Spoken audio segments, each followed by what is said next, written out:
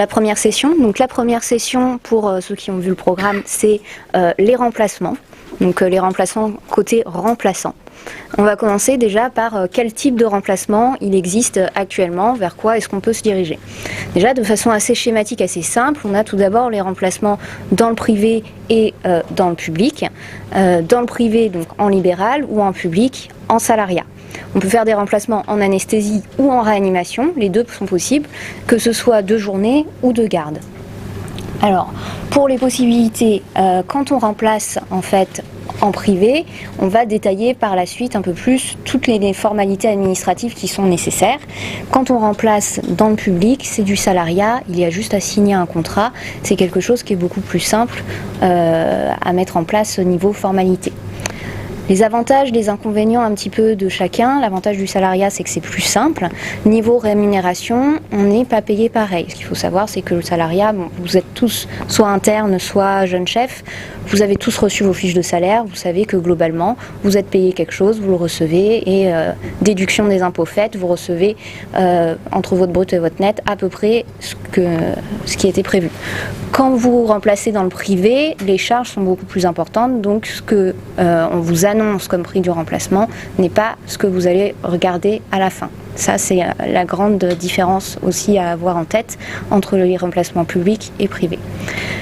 L'avantage du public, c'est qu'on travaille dans des structures qui sont publiques avec tous les avantages d'être dans le salariat.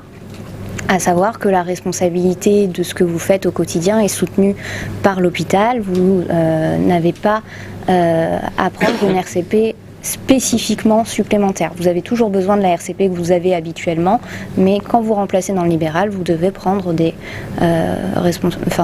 assurances supplémentaires. Que vous dire d'autre ? Comment trouver un remplacement ? Alors souvent, quand on est jeune interne, on se demande un petit peu comment je vais réussir à trouver mon futur remplacement. En fait, c'est très facile.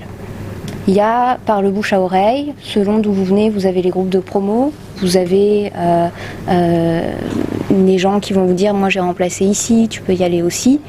Par la suite, vous pouvez aussi après vous créer un groupe de connaissances qui vont vous redonner les différentes informations, et d'un remplacement à un autre, on finit par se créer un réseau qui va vous permettre de faire les remplacements que vous voulez.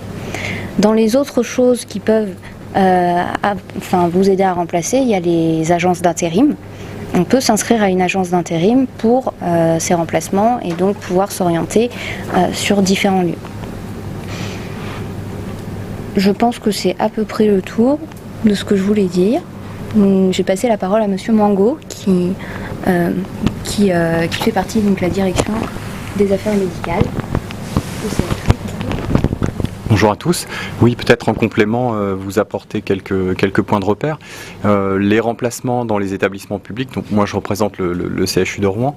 Ce qui est important pour vous d'avoir en tête, c'est que souvent les établissements ont des stratégies qui sont un peu variées, mais globalement on utilise deux types de canaux pour trouver des remplacements.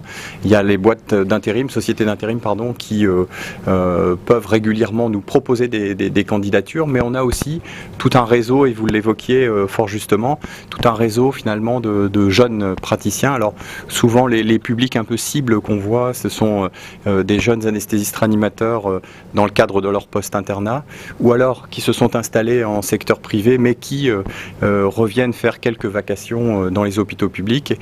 Et donc on a de cette manière un réseau un peu structuré de remplaçants qui régulièrement nous font part de leur disponibilité et viennent compléter finalement les équipes en place dans les établissements. Dans ce cadre-là, on fait des contrats de gré à gré et qui permet d'avoir une couverture juridique pour le jeune anesthésiste réanimateur qui vient dans l'établissement. Ce qui est important aussi d'avoir pour vous à l'esprit, c'est qu'il va y avoir théoriquement un encadrement de l'intérim, alors qui existait déjà par les sociétés d'intérim et qui plafonnait le niveau de rémunération qui était possible d'obtenir. Alors ça, c'est en vigueur dans toute la France pour tous les établissements publics.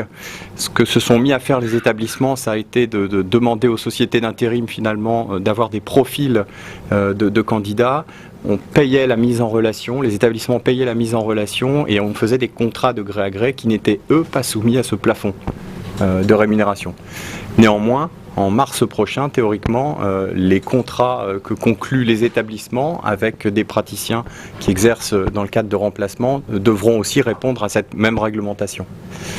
Donc on va avoir théoriquement en France entière un niveau de rémunération qui risque de baisser un peu. Par contre, d'autres dispositifs vont venir se mettre en place, notamment pour les praticiens qui exercent dans les structures publiques. Vous avez une prime de solidarité territoriale qui permet de remplacer. Alors, il faut être bien sûr sous statut de senior, donc dès lors qu'on a terminé son internat. Et là, les niveaux de rémunération sur des logiques de conventions qui sont passées entre établissements publics permettent aux anesthésistes réanimateurs, mais tout autre spécialiste, d'être sur des niveaux de rémunération qui sont à 1 700 € brut pour 24 heures de remplacement sur un dimanche. Donc on va avoir de multiples dispositifs qui vont coexister. On va conserver la possibilité toujours d'avoir recours à des sociétés d'intérim où on aura toujours la possibilité de faire des contrats avec des anesthésistes que nous connaissons et qui se proposent pour faire des remplacements. Et on aura pour tous les praticiens, c'est déjà le cas actuellement, la possibilité d'activer pour les établissements publics la possibilité de permettre à des praticiens, en plus de leurs obligations de service, de dépanner sur d'autres structures dès lors qu'ils en ont le souhait. Donc on va avoir un environnement qui va un peu évoluer et avec de nouvelles ouvertures. Et des ouvertures qui se feront également par le changement de statut qui s'opère actuellement. Avant, vous aviez la possibilité dans les hôpitaux publics, mais on le développera un peu plus tard cet après-midi, vous aviez la possibilité, lorsque vous étiez PH, d'avoir un exercice à temps partiel qui vous offrait la possibilité d'un exercice mixte. Désormais, lorsque vous êtes PH aujourd'hui, vous avez un exercice qui peut s'encadrer entre 50% jusqu'à 100% d'activité. Sur le temps que vous libérez, vous pouvez travailler dans toute autre structure, également privée. Donc ça va nous permettre d'avoir des ponts que nous n'avions pas vraiment entre l'univers du privé et l'univers du public. Et ça peut avoir beaucoup d'intérêt pour vous, futurs professionnels, dans un exercice mixte.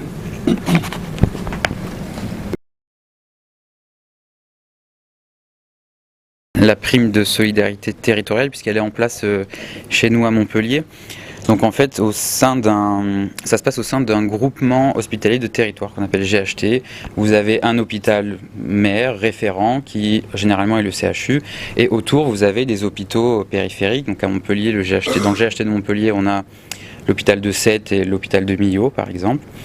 Et vous avez le droit de remplacer dans ces hôpitaux-là, à Millau ou à Sète par exemple, que vous soyez assistant, chef de clinique, mais aussi PH temps plein.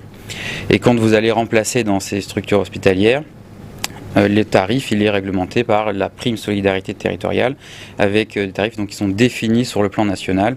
Et effectivement, si vous allez travailler un dimanche 24 heures à Millau alors que vous êtes PH à Montpellier, ben vous avez cette rémunération d'environ 1 700 € brut. Donc c'est des possibilités qui sont offertes aux praticiens hospitaliers d'aller aider dans ces hôpitaux en difficulté, de permettre la permanence de soins et d'avoir une rétribution à la hauteur des tarifs qui sont pratiqués pour les remplacements de manière générale dans les hôpitaux. Moi j'avais des questions qui sont pratico-pratiques. Je suis interne, je souhaite remplacer, donc on a vu, on peut remplacer en public et en privé, il n'y a pas de souci. Certains hôpitaux mettent en place de l'intérim interne. Je ne sais pas si l'interne a le droit de remplacer au sein même de son hôpital par le biais de l'intérim interne. Je ne sais pas si ça se passe comme ça à Rouen. En tout cas, à Montpellier, non, mais j'ai l'impression que ça dépend des établissements. Alors, normalement, non. Ce qui se fait dans certains établissements, c'est qu'étant fragilisé sur les ressources d'anesthésie-réanimation, sachant qu'on peut avoir effectivement des praticiens, alors pas forcément des internes, mais ça pourrait être le cas aussi, on serait quand même assez tenté, idéalement, de se dire que plutôt que de les savoir en train de remplacer dans une structure X ou Y, on aimerait que ce remplacement puisse se faire au sein de leur propre établissement. Environnement bien connu et avec un niveau de rémunération qui serait évidemment adapté. La réglementation, elle nous permet quand même pas d'aller jusque-là. Et donc, ce que font souvent, et moi ce que je remarque dans la pratique au quotidien, c'est que les internes avec licence de remplacement souvent vont sur des structures plutôt privées pour découvrir aussi des modes d'exercice un peu différents. Et on a par contre beaucoup de collaboration avec des praticiens qui sont des praticiens seniors qui viennent faire classiquement des remplacements. Mais les logiques d'intérim interne, même si elles peuvent être dans leur logique assez séduisantes, réglementairement ne nous sont pas possibles d'activer.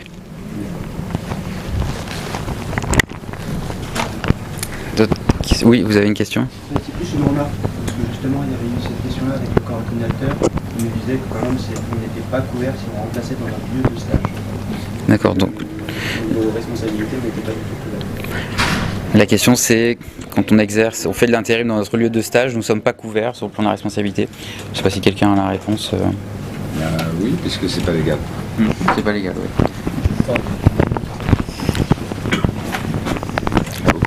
Oui. Comment on définit le lieu de stage? C'est le stage où je suis dans tel département, ou c'est mon hôpital, ou c'est la région dans laquelle je suis censé être interne, en tant qu'interne?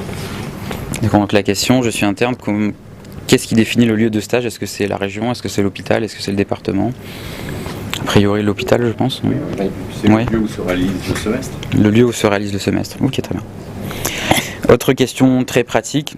Je suis interne, je souhaite remplacer. Quand est-ce que je peux remplacer? Est-ce que c'est uniquement le soir et les week-ends? Est-ce que ça peut être en semaine si je pose des jours de congé? Est-ce que en tant qu'interne on a accès aux congés sans solde comme les assistants, les chefs de clinique? Statutairement, on a de remplacer quand on est interne, mais il n'y a pas de limite, ça peut être en journée. On a tous des. Alors moi je suis pas du tout anesthésiste, je suis ORL.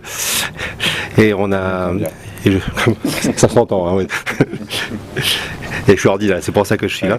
Donc on peut remplacer quand on veut. Il faut simplement l'accord du chef de service qui est toujours accordé. Et en théorie l'accord du directeur de l'établissement qui vous dira qu'il est d'accord, mais qui ne vous l'écrira pas, naturellement. Bien entendu.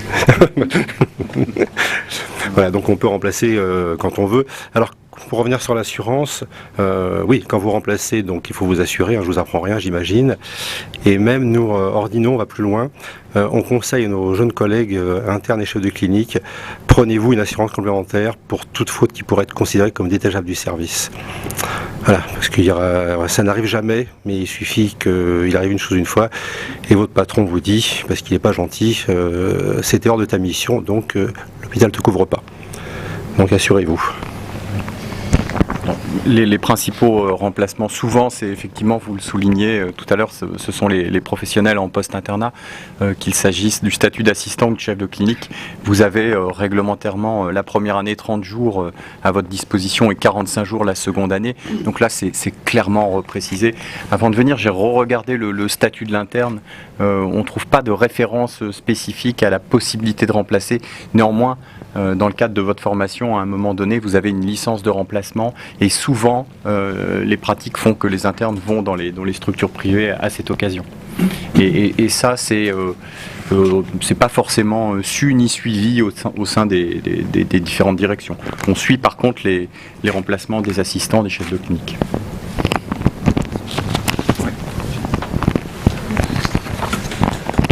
Une petite question, il y a beaucoup d'assistants des hôpitaux, chefs de clinique, à qui on dit que comme ils touchent l'indemnité d'exercice de service public exclusif, qui est rajoutée à leur rémunération mensuelle, et quand ils interrogent dans certains centres leur direction d'affaires médicales, on leur dit, comme vous touchez ça, vous n'avez pas le droit de, entre guillemets, faire du privé, sous-entendu remplacer dans une clinique privée un praticien libéral. Je pose volontairement la question connaissant la réponse, mais c'est vrai qu'il y a pas mal ce discours dans certains CHU et pas tous. Et du coup, certains n'osent même pas envisager de remplacer. Donc est-ce que vous pouvez nous préciser ça ? Alors non, c'est effectivement faux.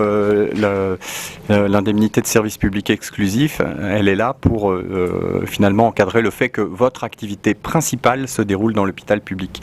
À partir du moment où vous avez une logique de remplacement en utilisant les 30 jours ou 45 jours la deuxième année, c'est des jours où vous êtes identifié comme étant en congé sans solde vis-à-vis de votre employeur, l'hôpital.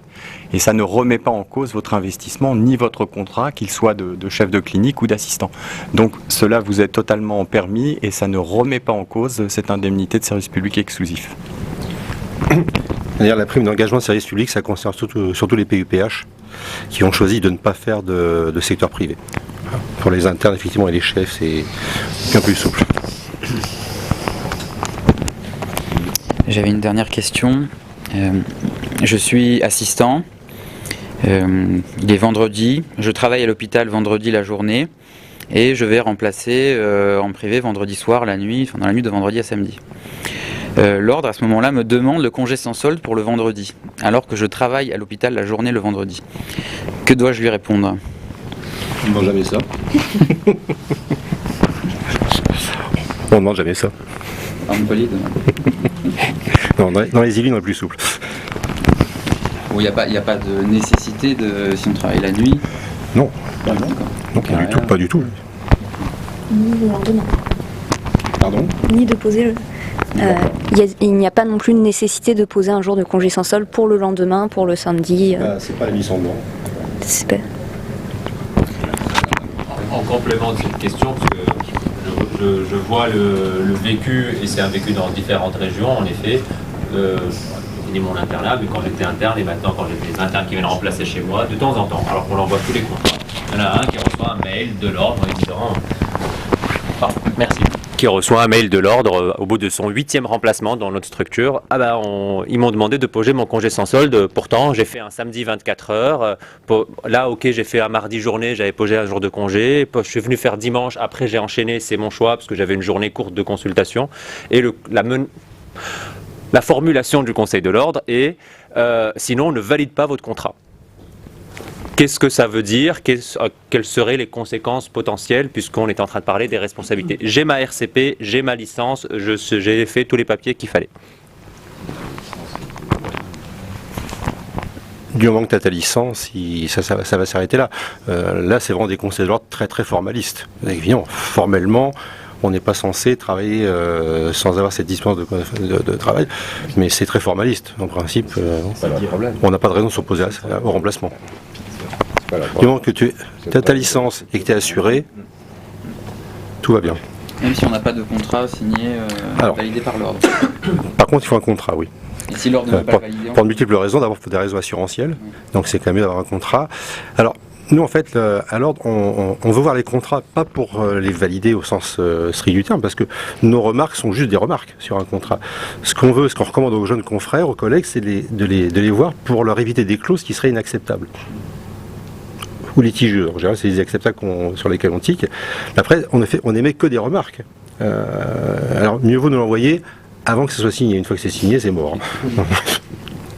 Et voilà. Donc, le but de voir les contrats, c'est pas de fliquer les collègues, c'est de leur faire des recommandations sur des clauses qui nous paraissent quand même très litigieuses. Parce que nous, on reçoit des mails. Après, on va arrêter là, mais on reçoit des mails en nous disant l'ordre des médecins n'a pas validé le contrat, du coup vous ne pouvez pas faire le remplacement, ou alors si vous le faites, vous ne serez pas assuré. C'est bien t'installer aux Yvelines. Ok, il faut changer de région là. Demande à Laurent. Bon, très bien. Merci beaucoup. Alors, juste, il y a beaucoup d'internes dans la salle, juste pour reposer bien, parce qu'on est peut-être passé un peu vite. Un interne qui remplace, que ce soit en privé ou en public, il peut le faire sur ses jours off, il peut le faire sur ses vacances, il n'a pas besoin, il a le droit de le faire, on est bien pour d'accord. rebondir sur ce qui avait été dit dans l'introduction, sur la différence entre l'anesthésiste remplaçant en public ou en libéral, il y a une première notion qui est importante, effectivement, c'est que c'est la notion de responsabilité personnelle. C'est-à-dire que le remplaçant qu'il exerce en libéral, contrairement à un remplaçant qui est dans le cadre de la pratique hospitalière, donc salarié, hôpital, il est personnellement responsable de ses actes. Et qui dit responsabilité personnelle veut dire assurance aussi, en tant que telle, pour son activité de remplaçant, et c'est très important parce qu'on a connu malheureusement des cas où certains ont considéré que le fait d'être assuré pour faute de THA leur couvrait sur le remplacement et se retrouvaient parfois dans des cas de sinistres où ils n'étaient pas en réalité assurés. Soit ils avaient la chance que le médecin qu'ils remplacent avait une assurance qui couvre le remplaçant, ce qui est le cas des assurances chez Branché, mais qui n'est pas le cas de toutes les assurances. Et dans ce cas-là, il était sauvé par ça. Soit il est assuré, le médecin qui le remplace n'a pas une assurance qui couvre le remplaçant, et dans ce cas-là, il se retrouve tout nu d'un point de vue professionnel face à l'engagement de sa responsabilité. Donc il est extrêmement important de bien avoir cette couverture d'assurance, je passe sous le contrôle de Quentin, de bien avoir cette couverture d'assurance en tant que remplaçant et de savoir où on remplace. Le deuxième élément que je voulais dire quand même, c'est il faut comprendre aussi une chose, c'est qu'il est intéressant de savoir, quand on remplace régulièrement quelque part, où sont assurés les autres anesthésistes réanimateurs également de l'équipe. Parce qu'il y a peu de mise en cause, il y a beaucoup de mises en cause d'anesthésistes qui sont des mises en cause de groupe. Pour une raison simple, c'est que la spécialité, c'est souvent une succession de praticiens, et donc il y a multiples mises en cause pour la prise en charge d'un patient. Et au milieu va se trouver le médecin qui était remplaçant à ce moment-là. Et la qualité de la défense, la préparation, etc., c'est toujours intéressant d'être dans la même assurance parce qu'on est préparé de la même manière, qu'on a la préparation utile pour face à cette épreuve qui a une expertise et aussi pour tirer les enseignements. Donc c'est important aussi de se renseigner sur le terrain aussi assurantiel de là où on remplace et encore plus quand on remplace régulièrement dans une structure. Troisième élément, évidemment, mais ça vous le savez certainement et vous vous renseignez quand vous remplacez, c'est de savoir quelle est aussi la qualité d'organisation de là où on remplace, la qualité de la structure, la qualité de l'équipe. Et parfois, moi, ce qu'on préconise, nous d'ailleurs dans le guide du remplacement, c'est qu'il y ait un guide du remplaçant qui puisse exister dans les établissements. C'est dire que celui qui arrive, il est quelque chose qui lui donne à connaître à la fois ce qu'il faut savoir dans l'établissement, comment c'est organisé, comment c'est les structures, etc. Bien sûr, on le sait quand on fait des remplacements réguliers, et souvent il y a des équipes qui font des remplacements réguliers parce que ça préfigure éventuellement une installation plus tard ou une succession, mais c'est ce terrain-là qui fait que le remplaçant, il doit effectivement être accueilli, et la qualité de cet accueil par l'équipe d'anesthésie au sein de l'établissement doit compter aussi pour permettre le choix de là où on remplace. C'est-à-dire si c'est pour laisser vas-y, allez, saute, c'est pas la peine. Par contre, il y a cet accueil-là, cet environnement. Et le dernier point, vous disiez tout à l'heure, attention, en salaire et en libéral, il faut déduire les charges, etc. Mais enfin, en salaire, il y a brut et net aussi. Donc on déduit les charges, c'est pas la même chose. Après, il y a l'impact, la mesure. Mais c'est vrai qu'il faut toujours projeter en termes de net. Et puis, il faut projeter aussi en termes... vous êtes dans une spécialité où la notion de travail individuel seul et en solo... est une notion un peu complètement d'ailleurs pour moi dépassée, et c'est un travail d'équipe, et donc c'est vrai que l'endroit où vous allez, il faut regarder comment travaille l'équipe, où on remplace, et si cette équipe elle fonctionne bien, et s'il y a des qualités, et à ce moment-là, je dirais que non seulement on apprend mieux, mais en plus et surtout on limite les risques. Pour compléter un petit peu, la qualité de l'accueil de l'équipe dans laquelle vous avez remplacé fera souvent d'ailleurs la décision pour la future installation. Et puis pour finir sur l'assurance, je vous en prie, ne rentrez pas dans un bloc sans avoir au moins un mail de votre RCP qui vous dit qu'ils sont OK pour toutes les pratiques que vous aurez à faire. On ne va pas vous voir en conciliation à l'ordre.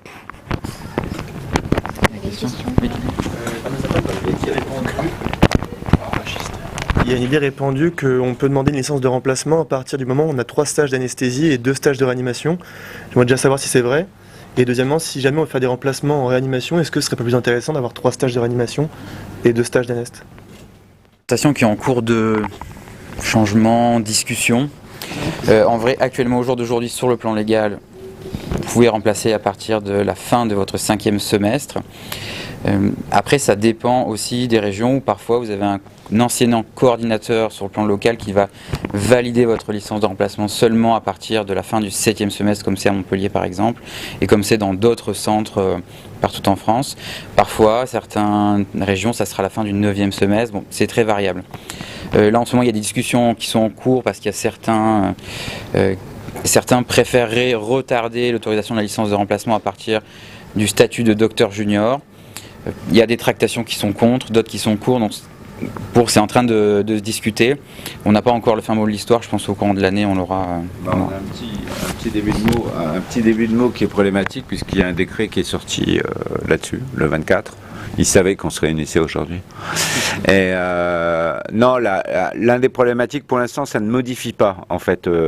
C'est-à-dire la question, c'est pas il faut être docteur junior pour faire des remplacements, c'est pas ça la question. Mais en revanche, il y a un des points dans le décret qui dit que le remplacement dans un établissement de santé privé doit satisfaire aux règles du droit du travail. Ce qui signifie qu'on ne pourrait être que salarié si on fait un remplacement comme docteur junior en établissement de santé privé, ce qui pose beaucoup de problèmes. Et donc ça, c'est un des points. Mais pour l'instant, le décret qui est sorti sur docteur junior, etc., ne modifie pas les conditions actuelles du remplacement.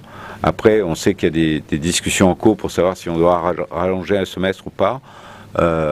En tout cas, ce serait à mon sens catastrophique que l'on dise qu'il faut être docteur junior pour faire des remplacements. C'est un non-sens, à mon sens, d'un point de vue et à la formation et de l'expérience et de ce que ça signifie. Et ce serait d'une certaine manière en plus atrophier en plus les possibilités d'exercice, quoi.